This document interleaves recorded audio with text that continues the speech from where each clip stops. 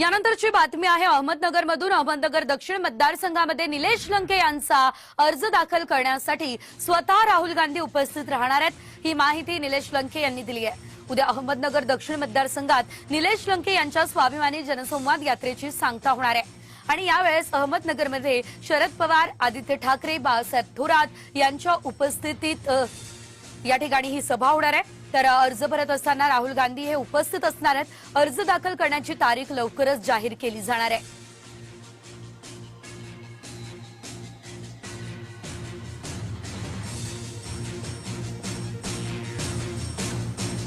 तरी अर्ज दाखल करायला अजून काय बघू, आता तसं काही ठरलं नाही। एका दिवस राहुल गांधी पण उमेदवारी अर्ज भरायला येऊ शकतात आणि उद्धव साहेब पण येऊ शकतात।